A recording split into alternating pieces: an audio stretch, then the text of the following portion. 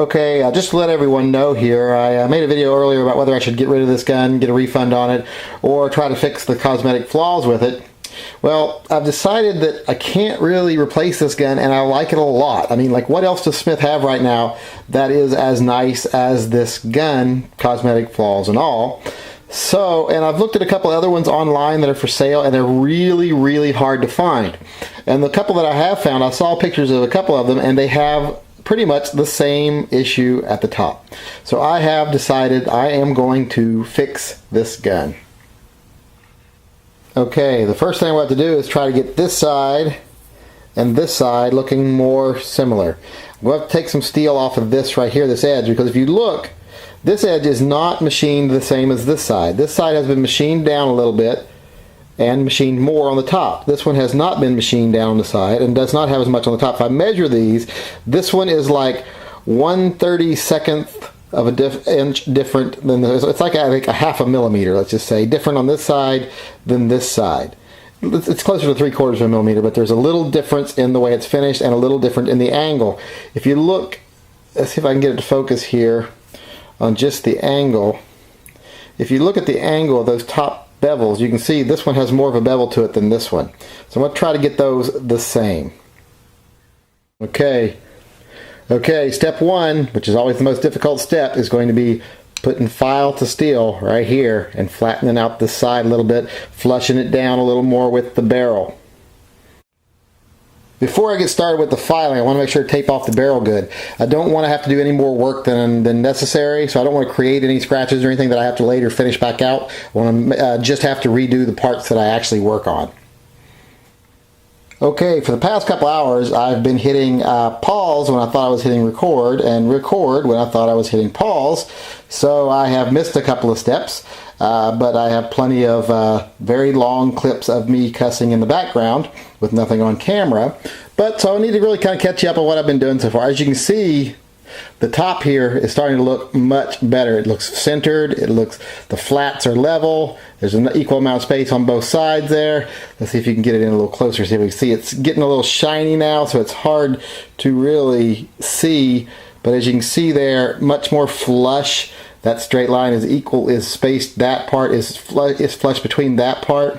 So you can see it's getting a little better. You know, where it's pretty much touching over here. I've got it to where it's pretty much touching over here now too.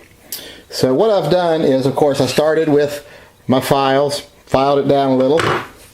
Then I switched over to, you know, good old-fashioned oiled sandpaper on a piece of flat wood to sand the flats the way I needed to. You remember, you don't want to sand flat places with your fingers or you end up rounding over your edges. Sanded the corners here. And then after I got it all sanded to where I've got it shaped like I want, I've been going over it with some triple O synthetic steel wool to kind of buff it down and make sure it's all flat. Now I will need to go through this several times here just to make sure that there's no crevices, there's no scratching on the metal. You want it nice and flat. You can see how that's getting nice and flat there. Let's see if I can get it to focus. You see it's not getting nice and flat in metal. And also you can kind of see there that it's more evenly spaced now.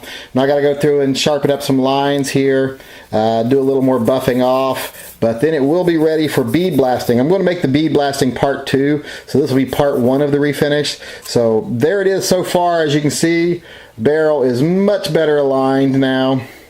I mean, it wasn't out of alignment before, it was just finished poorly, so it wasn't evenly finished on both sides, so it made it look a lot worse than it was. So now it's looking a lot better.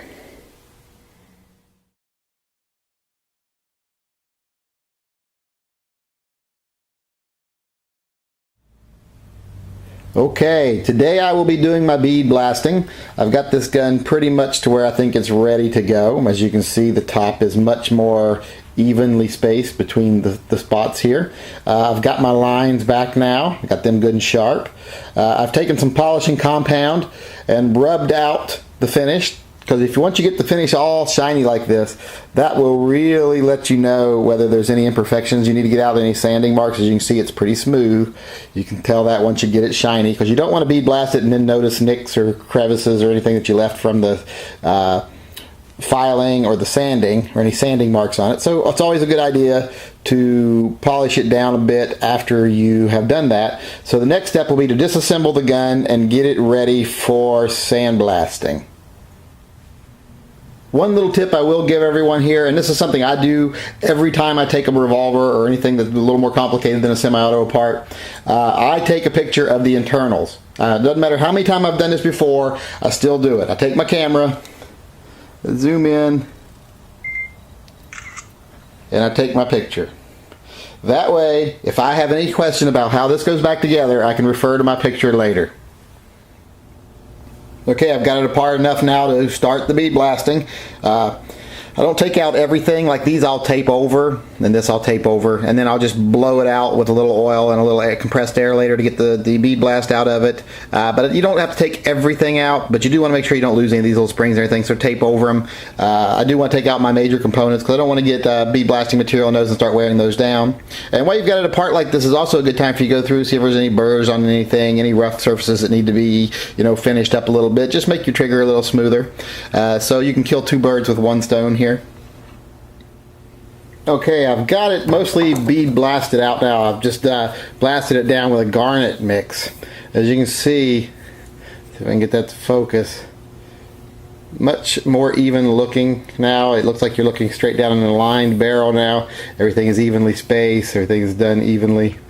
Right now it's a little flat looking because I've just done this with the garnet mix. Now I have already blasted the cylinder with the glass bead, so it has more of a pearlescent, more of a luster to it. So the whole gun will have that soon.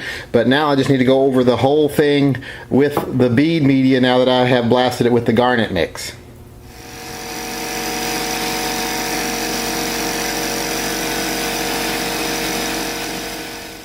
Okay, I've got this all bead blasted now. It's got the satin finish I want on it. But one thing I want to tell you all, one of the important steps of this, before you put it back together, go through every nook and cranny and just keep soaking it with oil, then blowing it out with a high pressure hose. Soak it, blow it, soak it, blow it. Just keep doing it to get every little bit of grit out of there that you can, because that media gets everywhere. And one thing you want to remember to do is take out the firing pin. All you got to do is pull that little pin right there and it'll pop right out, because if you don't, you will get media in there and your firing pin might start sticking on you, and that's one thing you don't want to happen. So make sure to take that firing pin out and clean out that channel, clean out the channel for the crane for the cylinder, clean out everywhere that could possibly get to be anything. Like I say, just soak it with oil, blow it out with a high pressure hose. Just keep doing that, repeat, repeat, repeat.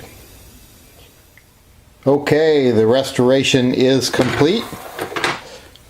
As you can see here, I've got the gun completely reassembled. It's been bead blasted, actually garnet blasted, then bead blasted, gave it a really nice satin look.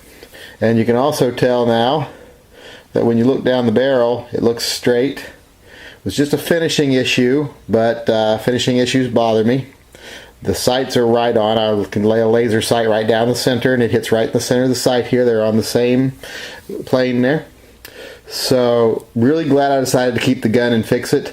I just wish Smith and Wesson could have fixed it. But this is an example to show that it's not that they can't, it's that they won't. Because if I can do it, they can do it. So shame on you, Smith and Wesson. The only reason I decided to fix this gun instead of send it back and get a refund is because I really like the gun and I can't find another one like it. So wanted to keep it because it is a very unique setup, if you ask me. You don't see a lot like this one with the 3-inch ported barrel, 44 Magnum, 6 shots, so and a nice no back with gutter sights, so it's no snag when you're carrying it. Will be a great camping, hiking gun, so I've kept it around for that. But as you remember before, this was all wonky up here. You can see it's all even now. It's just about touching right there. Just about touching over here now, and there was big gaps on the sides. This had a big gap on it. This one was almost touching, this one had a big gap. Now it's about the same on both sides. Now when you look at the gun, you don't see any obvious problems. Before, there were really obvious problems when you looked down the gun. So just looks a lot better now, and I am very happy with it. Glad I kept it, and it's actually fun restoring, fixing guns like this. I actually enjoy doing that kind of thing. So if you have the same type of mental illness I do, you could enjoy it too. But like I said, glad I kept it, but shame on Smith & Wesson for not fixing it themselves.